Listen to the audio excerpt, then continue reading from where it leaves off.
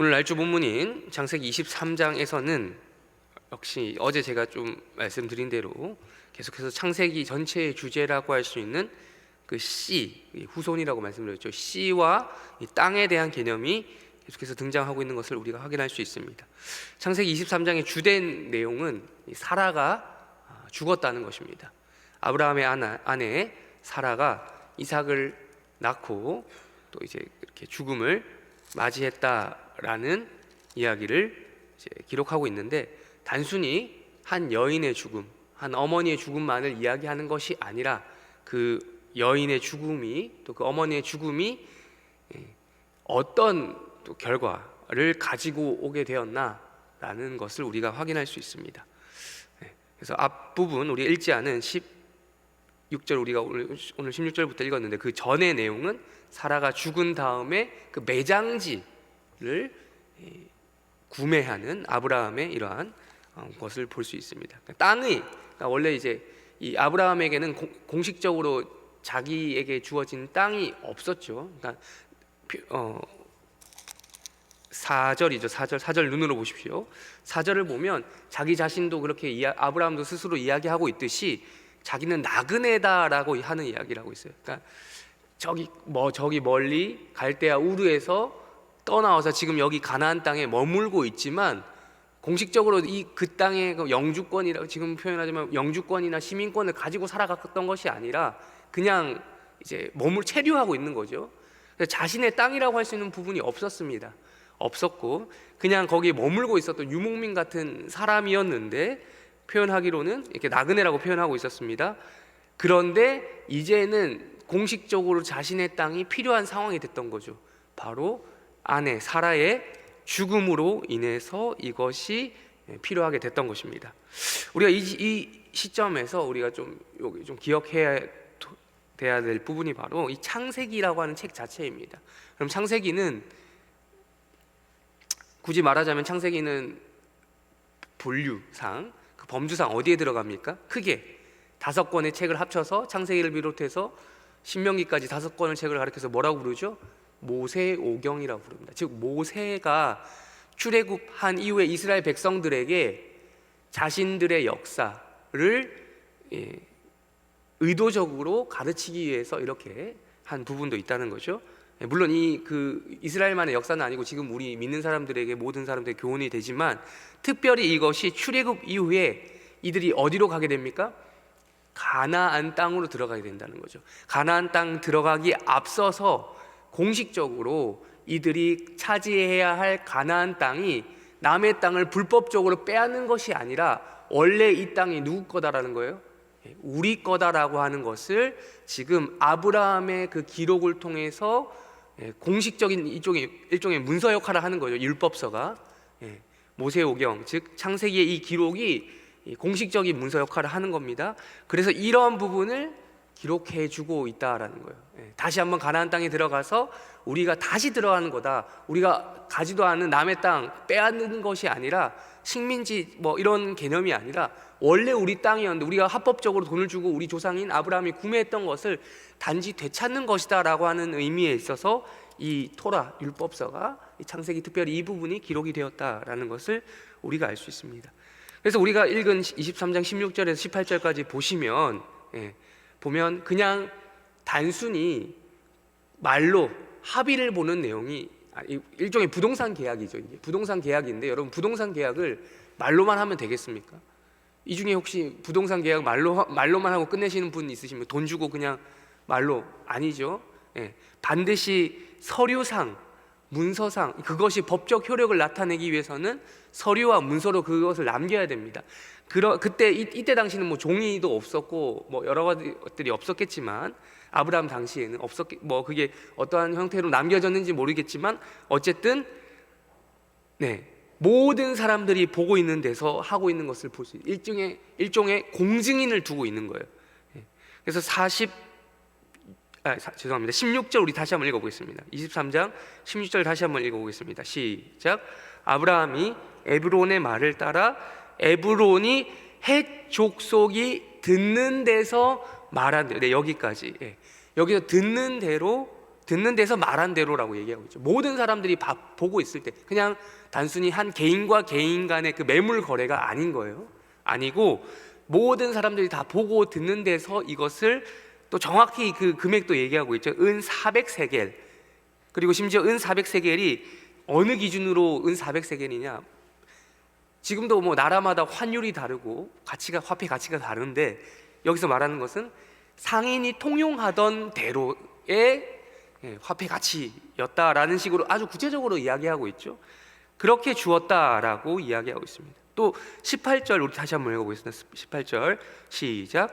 성문에 들어온 모든 헷 족속이 보는 데서 아브라함의 소유로 확정돼. 그러니까 너도 보고 나도 보고가 아니라 모든 사람들이 다 보는 데서 헷 족속들, 그러니까 즉 이방인들, 원래 이 땅을 좀 소유로, 공식적인 소유주로 하고 있었던 이방인들이 보는 데서 이것을 아브라함의 소유로 인정하면서 했다라는 것을 알 수 있습니다. 원래는 우리가 좀 읽지 않았지만 그냥 주겠다고 했어요. 그냥 이 땅 가지라고 했어요. 그러나 아브라함은 그러지 않았습니다. 반드시 이것을, 이게 아브라함이 물론 믿음으로 이 미래에 있을 일을 바라보았겠죠. 네, 그때 당시는 아브라함 당시에 나중에 이스라엘 백성이 다시 돌아와서 거기까지 생각했는지는 모르겠지만, 어쨌든 이런 것들을 공식적인 절차를 밟아서 이 땅을 막벨라구를 구입했다는 것을 우리가 알 수 있습니다. 그러니까 이것이 공식적으로 어떤 문서 역할, 법적 효력이 있는 그런 것으로 알 수 있다라는 것을 우리가 창세기 23장을 통해서 확인할 수 있습니다. 좀 이것을 확장해서 보자면, 즉 사라의 죽음이, 즉 제가 계속해서 어제도 말씀드렸죠. 이제 후손과 관련된 그런 부분에 있어서 씨가 죽음으로, 씨가 희생됨으로 말미암아 가나안 땅을 공식적으로 얻게 되는 근거가 되었다라는 것이죠. 이게 이제 나중에 쭉쭉쭉 지나가서 신약에서 말하는 예수 그리스도의 희생, 씨의 그 최종 결정체가 예수 그리스도죠. 예수 그리스도가 죽음으로 말미암아 우리가 들어가게 될 땅, 그 땅이 어디입니까? 천국의 근거가 되었다라는 말씀하고도 상통이 된다라고 할 수 있겠습니다. 우리 이어서 우리 또 다른 날짜 보면 느헤미야 12장 말씀 보시겠습니다. 느헤미야 12장 27절입니다.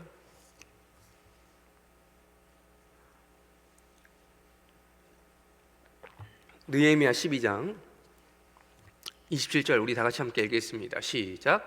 예루살렘 성벽을 각처에서 예레이삼을 찾아 예루살렘으로 데려다가 감사하며 노래하며 재금을 치며 비파와 수금을 타며 즐거이 봉헌식을 행하려 하며. 자, 이제 느헤미야도 막바지에 이릅니다. 느헤미야가 어제도 제가 잠깐 말씀을 드렸지만, 느헤미야는 어떤 내용이 기록된 성경이라고 말씀드렸습니까?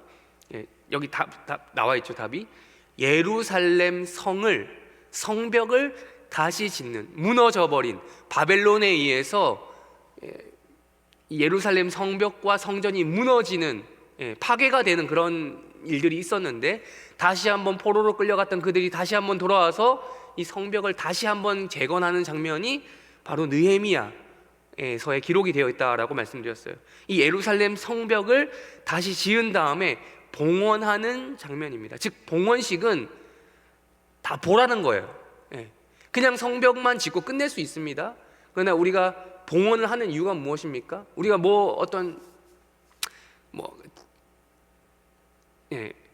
우리 교회 같은 경우, 우리 해림교회 같은 경우도 봉헌식을 했었죠. 봉헌식, 또 어떤 집을 우리가 들어가게 되면 집들이라는 행사를 하죠. 등등, 가게를 열면 오픈 행사를 하죠. 이런 등들을 왜 합니까? 이런 식들을 왜 합니까? 이제 공식적으로 알리는 겁니다. 그거 안 하고도 물론 할 수는 있지만, 그런 것들을 하는 이유는 공식적으로 여기를 열었다라고 하는, 주장하는 이런 행위인 거예요. 마찬가지로 이 봉헌식은, 여기서 말하는 예루살렘 성벽 봉헌식은 이스라엘 백성들, 돌아온 유다 백성들이 이것이 다시 한번 빼앗겼지만, 한번 망했지만 다시 한번 이것이 우리 것이다, 우리 것이 되었다라는 것을 자기들 스스로도 확고히 하고 외부 세력들에게도 알리는 겁니다. 즉 소유권을 주장하는 겁니다.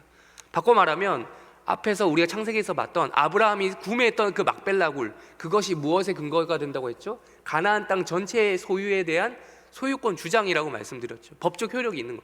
마찬가지 이것 또한, 이 봉헌식 또한 예루살렘 성벽을 단순히 벽만 세우고 건축 끝나고 그것만 얘기하는 것이 아니라 성벽을 봉헌함으로써 이 예루살렘 성 전체가, 나아가서 가나안 땅 전체가 원래 누구 거다? 우리 거다. 하나님이 우리에게 주신 거다라는 것을 주장하는 어떤 행위, 일종의 세레모니 같은 것이다 라는 것을 우리가 다시 한번 확인할 수 있는 것입니다. 우리 나아가서 오늘 신약 성경, 오늘 날주 본문 신약 성경 마태복음 23장 말씀 보시겠습니다. 22장입니다. 22장. 마태복음 22장. 마태복음 22장. 우리 2절 한 절 먼저 읽겠습니다. 2절 한 절.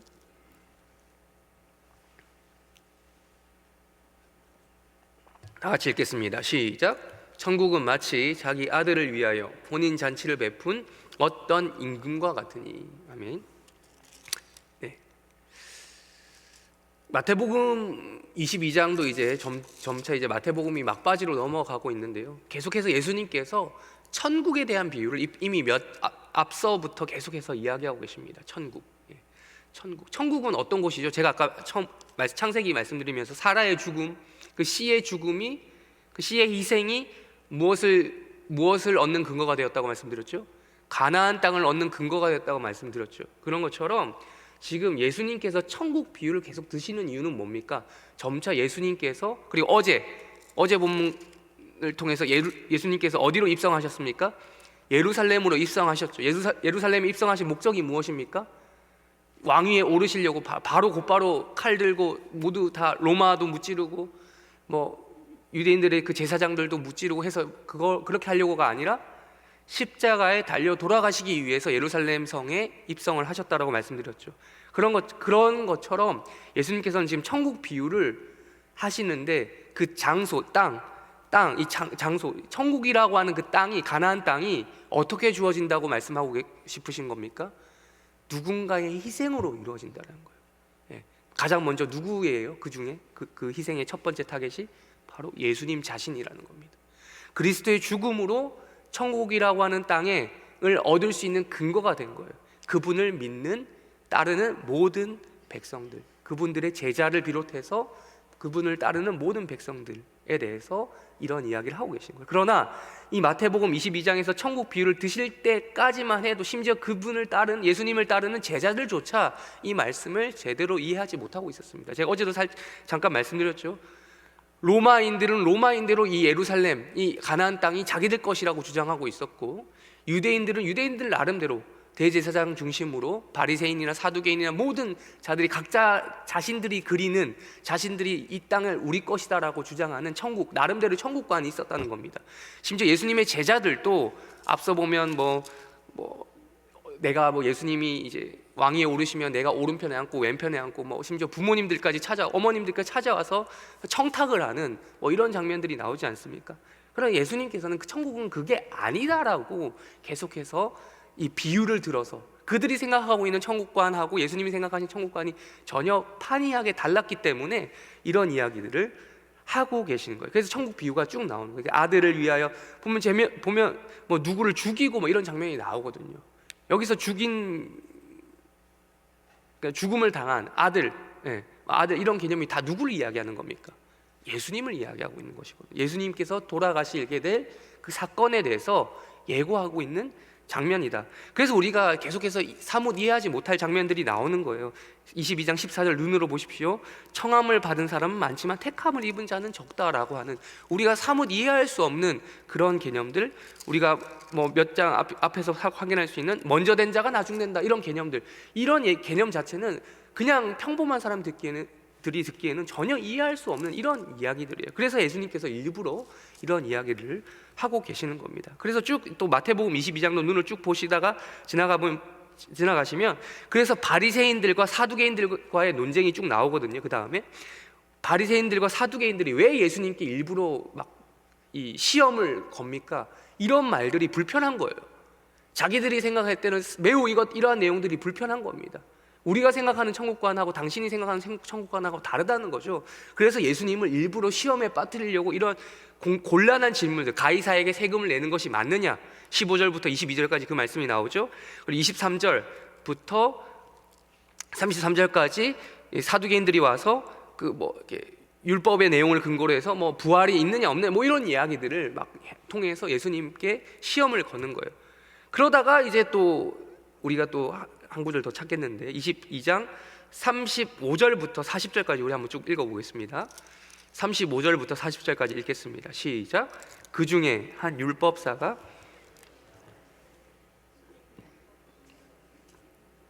예수께서 이르시되 내 마음을 다하고 목숨을 다하고 주 너의 하나님을 사랑하라 하셨으니 계명이요 둘째도 그와 같으니 내 이웃을 내 자신같이 사랑하라 하셨으니 두 계명이 온 율법과 아멘. 여기서 이제 결정적으로 율법사가 예수님을 또 시험해서 묻습니다. 앞에서 이제 바리새인과 사두개인의 시험을 넘었습니다. 근데 예수님께서 여기서 율법사가 예수님을 시험합니다. 그래서 율법을 잘 아는 사람이겠죠. 그 율법사가 예수님을 시험하면서 율법 중에서 뭐가 제일 크냐, 이 사람이 지금 모르고 한 질문이 아니에요. 자기도 나름 율법에 대해서 다 알고 있는데 그것에 대해 예수의 생각은 무엇인지 한번 들어보는 겁니다. 그래서 조금이라도 잘못된 부분이 있으면 꼬투리 잡으려고 하는 거죠. 그때 이제 율법 중에서 어느 계명이, 바꿔 말하면 법 중에 법은 뭐냐, 법 중에서 어떤 법이 제일 강력하고 하나님께서 원하시는 법이냐라고 물어봤을 때 예수님께서 깔끔하게 정리하시죠. 예수님께서 이르시되 율법의 우리 잘 아는 내용에는 첫째 되는 것은 무엇입니까? 하나님을 사랑하라. 둘째 되는 것은 무엇이냐? 역시 똑같으니 이웃을 그처럼 사랑하라 라고, 내 몸처럼 사랑하라 라고 하신 것이 하나님께서 주신 율법과 선지자의 강령이다 라고 하는 거예요. 여러분, 율법이 무엇입니까? 아까 우리 창세기를 통해서 말씀을 드렸죠. 율법은 하나님께서 일종의 이스라엘 백성들에게, 하나님 백성들에게 공식 문서 역할을 하게 되는, 그러니까 법적인 효력이 있는 공식적인 문서죠. 그러니까 이것을 통해서 예수님께서는 자신의 입술을 통해서 너희 지금 자신이 걸어가는 그 죽음의 그 길이 하나님을 사랑하는 길이고 이웃을 사랑하는 길이다라는 것을 율법의 전체 내용을 요약해 주면서 그들에게 설명하고 있는 거예요. 내가 왜 예루살렘에 들어왔냐면, 내가 왜 이 땅에 지금 이 땅에 왔냐면, 바꿔 말하면 내가 왜 사람의 몸을 하고 이 땅에 왔냐면, 그리고 내가 왜 예루살렘에 왔냐면 너희를 위해서 나를 지금도 시험하고 들려하고 오늘도 나를 시험하려 들려하고 나를 미워하는 너희들을 위해 대신 죽으러 왔다라는 거예요. 그것의 결정체가 그 사랑에 대한, 하나님을 사랑하고 이웃을 사랑하는 그 결정체가 바로 내가 걸어가는 그 길이다라는 것을 지금 이야기해 주고 있는 거예요. 그런 다음에 우리가 42절 이후로 또 보면 예수님께서 오히려 마지막에 22장을 마무리하면서 예수님께서 오히려 질문하는 장면이 나옵니다. 이때까지 다 예수님께서 질문을 받으셨는데 역으로 예수님이 질문합니다. 우리 42절 읽어보겠습니다. 시작. 너희는 그리스도에 대하여 어떻게 생각하느냐? 누구의 자손이냐? 대답하되 다윗. 자, 여기서 씨에 대한 얘기가 다시 한번 나오죠. 후손에 대한 얘기. 그리스도는 누구의 후손이냐? 누구의 씨냐? 누구의 자손이냐? 일반적으로 사람들이 알고 있던 건 뭡니까? 다윗의 자손입니다. 다윗의 후손으로 메시아가 온다는 거 아닙니까? 근데 예수님께서는 반대로 얘기하시죠. 43절 이후로 우리가 눈으로 보시면, 읽지 않겠습니다. 눈으로 보시면 다윗도 자신의 시편에서 그리스도를 뭐라고 불렀다는 겁니까? 나의 주다. 자기 손주, 자기 아들, 자기 손주, 자기 후손을 가리켜서 우리 주님 이렇게 하시는 분은 없잖아요. 이 중에 어르신들 중에 그런 분 계십니까? 아무리 손주가 귀해도 할아버지, 그 윗사람, 위아래라는 게 있잖아요. 근데 후손에 대해서 다윗이 뭐라고 표현했냐면 그리스도를, 오게 될 메시아를 내 후손이지만 그분은 나의 주님이다라고 이미 시편에서 얘기했다라는 거예요. 그러니까 여기서 보면 그 시의 주체가 바로 누구를 이야기하는다고요? 하나님이 보내신 사람, 하나님 보내신 그 사람의 후손, 여자의 후손, 그 씨, 누굽니까? 그리스도를 이야기하고, 그것이 바로 누구다? 예수 자신이다라고 하는 것을 이야기해주고 있습니다. 즉 이 씨의 희생으로, 이 씨의 죽음으로, 예수님의 죽음으로 우리가 들어가게 될 가나안 땅, 얻게 될 그 천국의 근거가 된다라는 것을 오늘 날주 본문을 통해서 확인할 수 있습니다.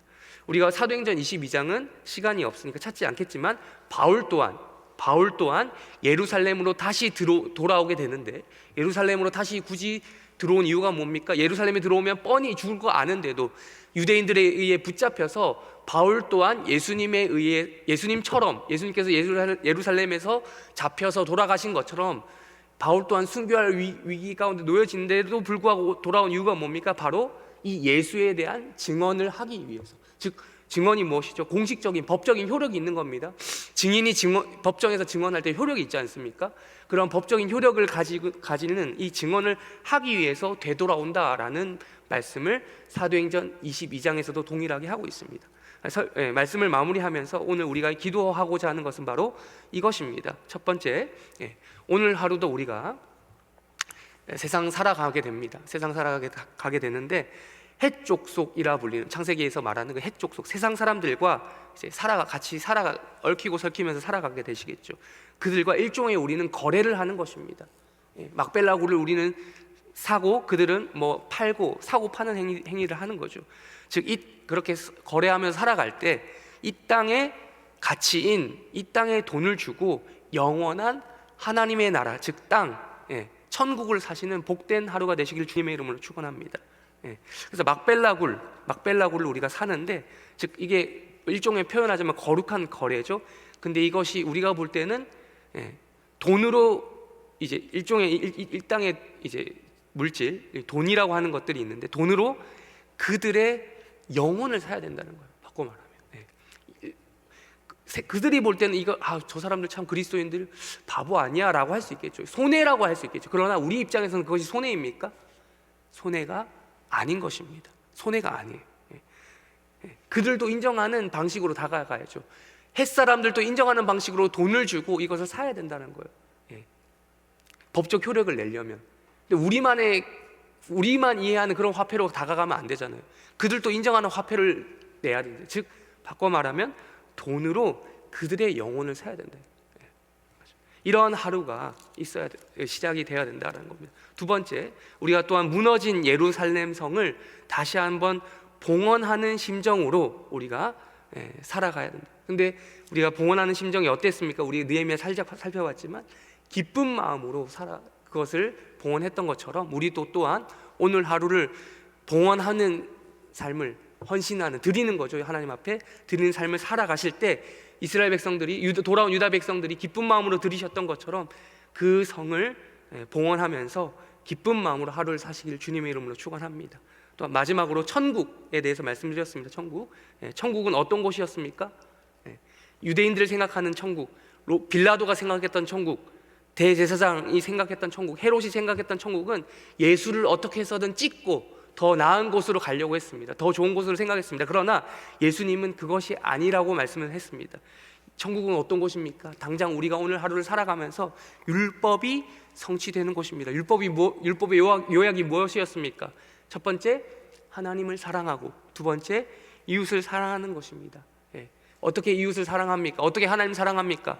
이 땅에서 우리가 쓰게 되는 그 돈 있죠. 돈.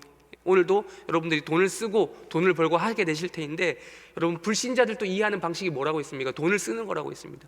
그 돈을 써서라도 여러분 그들의 영혼을 사는 복된 하루 되시길 바랍니다. 그렇게 살아가시는 여러분들이 그리스도의 후손 바울처럼 희생도 각오하고 그 씨로서의 역할을 감당하시는 그런 복된 하루가 되시길 주님의 이름으로 축원합니다. 우리 다 같이 주기도문으로 기도하시고 각자 개인 기도 제목 가지고 기도하시다가 때가 되면 돌아가시길 바랍니다. 기도하겠습니다. 하늘에 계신 우리 아버지여, 이름이 거룩히 여김을 받으시오며 나라의 마옵시며 뜻이 하늘에서 이루어진 것 같이 땅에서도 이루어지이다. 오늘날 우리에게 일용할 양식을 주옵시고 우리가 우리에게 죄 지은 자를 사하여 준 것 같이 우리를 사하여 주옵시고 우리를 시험에 들게 하지 마옵시고 다만 악에서 구하옵소서. 대개 나라와 권세와 영광이 아버지께 영원히 있사옵나이다.